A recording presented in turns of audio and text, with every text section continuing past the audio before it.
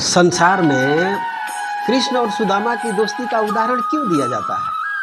लोग अक्सर ये कहते हुए पाए जाते हैं कि संसार में दोस्ती हो तो कृष्ण और सुदामा के जैसी, यानी संसार में कृष्ण और सुदामा की दोस्ती का उदाहरण दिया जाता है।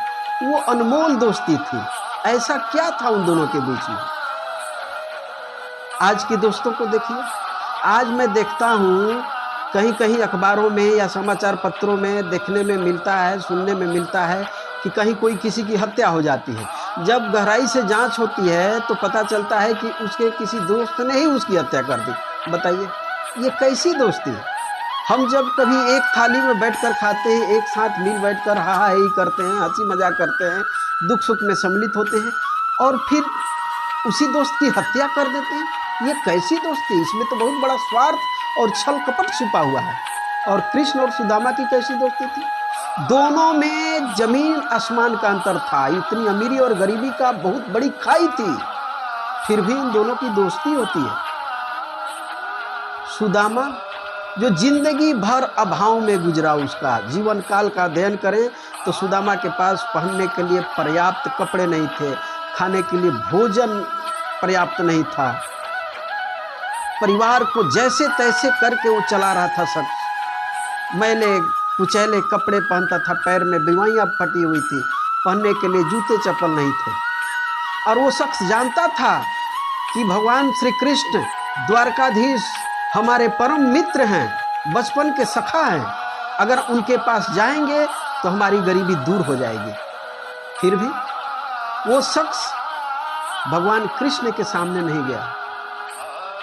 वो जिंदगी भर अपना प्रायश्चित करता रहा। क्यों? बचपन में जब वो दोनों गुरु आश्रम में पढ़ते थे तो एक बार गुरु माता ने उन्हें जंगल से लकड़ियां काटने के लिए भेजती हैं और विदा करते समय सुदामा के हाथ में कुछ चने देती हैं और सुदामा को कहती हैं कि बेटा तुम दोनों खा लेना इसे, जंगल में जब भूख लगे तो तुम दोनों इसे बांटकर आपस में खा लेना। ये बात केवल सुदामा के हाथ में, और सुदामा वो जानता है। जंगल में बारिश होने लगती है, श्री कृष्ण लकड़ी काट रहे हैं और सुदामा पेड़ के नीचे बैठकर वो चना खा रहा है। उसने क्या गलती की? अपना हिस्सा तो खा ही गया, भगवान श्री कृष्ण का हिस्सा भी वो खा गया। भगवान कृष्ण जब बोलते हैं कि क्या खा रहे हो, तो कह रहे हैं कि नहीं, बारिश के चलते, बारिश की ठंड से हमारी दांत कुटकुटा रही है। वहां सुदामा को आत्मग्लानि होती है, वो जानता है कि हमने गलत किया। और कृष्ण तो अंतर्यामी थे, वो तो ईश्वर के अवतार थे, विष्णु के अवतार थे। इसका नतीजा ये हुआ कि जिंदगी भर सुदामा को अभावग्रस्त होकर जीना पड़ा।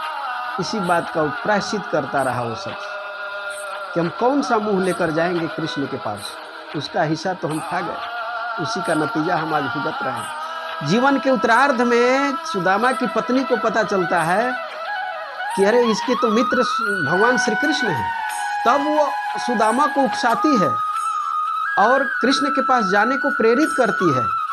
और उनकी गरीबी देखिए, कृष्ण के यहाँ जाने के लिए उनके पास कोई उपहार नहीं होता है। कहते हैं कि 2 मुट्ठी चावल भी बगल के किसी घर से मांग कर लाती है उसकी पत्नी, और तब सुदामा जाते हैं कृष्ण के दरबार में। और कृष्ण सुदामा की स्थिति को देखकर गले लगाते हैं। आज का मित्र अगर उतना अमीर होगा तो ऐसे गरीब मित्र को गले लगाना तो दूर, वहां से भगा देगा, जैसे उसके द्वारपालों ने भगाने की कोशिश की। और वो मित्र ऐसा जो उसकी गरीबी का उपहास नहीं उड़ाता है, उसको अपने महल में अपने बराबर आसन पर विराजमान करता है, उसका सेवा सत्कार करता है। कहा जाता है, हम सुने हैं कि 15 दिनों तक सुदामा उनके रहे, भगवान कृष्ण के दरबार में रहे। लेकिन सुदामा का बड़प्पन देखिए, निस्वार्थ देखिए कि भगवान कृष्ण से कुछ भी मांगा नहीं, अभाव में रहना पसंद किया लेकिन कुछ मांगा नहीं। और कृष्ण का बड़प्पन देखिए, वो अपने मित्र को मांगने का इंतजार नहीं किए। भगवान कृष्ण सुदामा को बिना मांगे ही सब कुछ दे दिया। दोनों के अंदर त्याग छुपा हुआ है, निस्वार्थ छुपा हुआ है। ये है कृष्ण और सुदामा की दोस्ती का उदाहरण, और ये है उसकी बहुमूल्यता।